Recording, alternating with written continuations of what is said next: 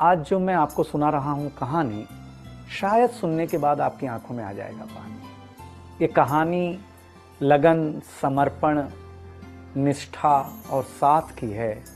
ये कहानी जितनी मेरी है उतनी ही आपकी है। इस कहानी का जो मुख्य किरदार है वो हमारे आपके जीवन का आधार है।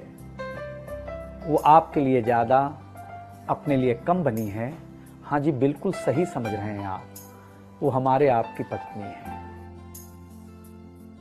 वो हमारी आपकी पत्नी है।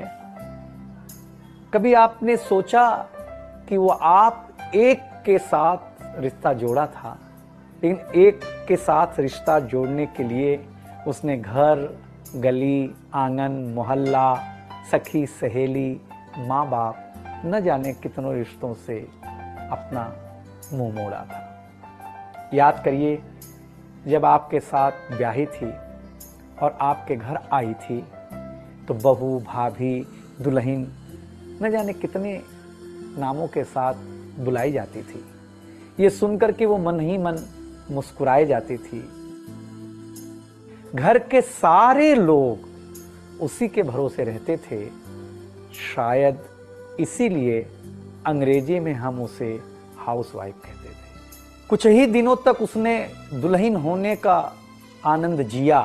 फिर झाड़ू, पोछा, बर्तन, चूल्हा, चौका, इन सब ने उसको जकड़ लिया।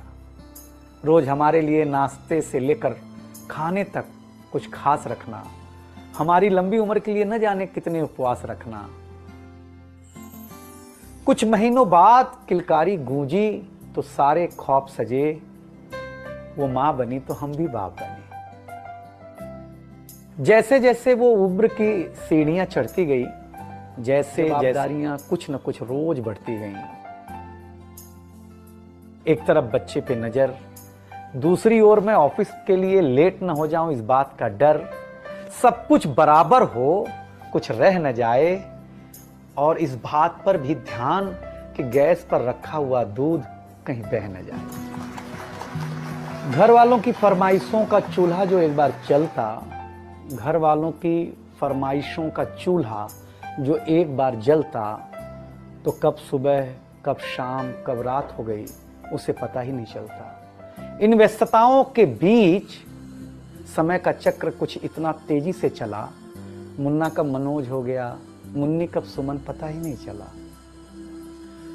अब तक जो था प्यार, अब उसने अपना नाम बदल करके रख लिया था तकरार।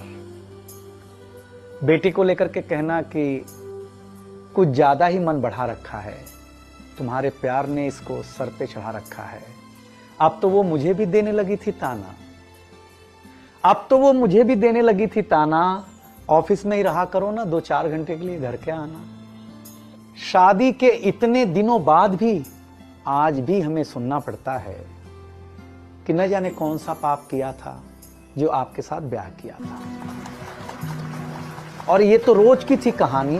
कितना जोर से कहना कि घर के सारे सदस्य सुन लें कि एक दिन बीमार होती हूं ना, तो एक दिन बीमार होने पर किसी को कोई देता नहीं है 1 गिलास पानी, लेकिन जैसे ही उसे आपके तबीयत खराब होने का होता आभास, आकर के बैठ जाती थी आपके पास। याद तो होगा ना वो मीठी बातों के साथ माथे पर विक्स लगाना और साथ में कान में यह भी कहना कि कल सुबह अगर अच्छा ना लगे तो फिर ऑफिस मत जाना।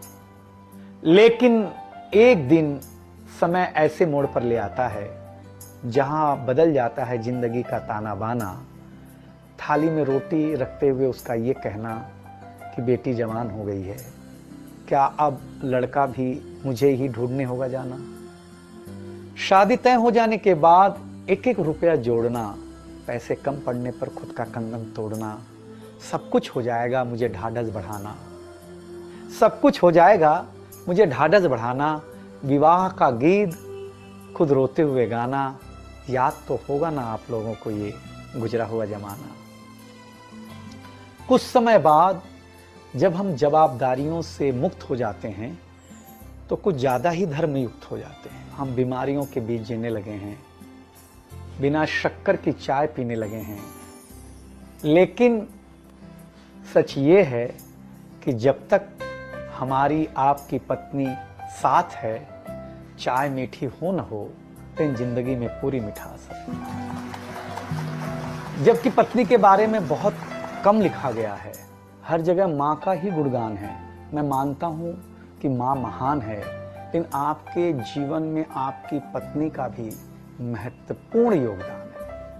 तो आपसे निवेदन इतना सा है कि आप अगर घर पर हों या घर पर जाएं, तो अपनी पत्नी का हाथ हाथ में रख करके संतोषानंद जी का लिखा हुआ एक गीत गाएं कि तू धार है नदिया की, मैं तेरा किनारा हूँ, तू मेरा सहारा है, मैं तेरा सहारा हूँ।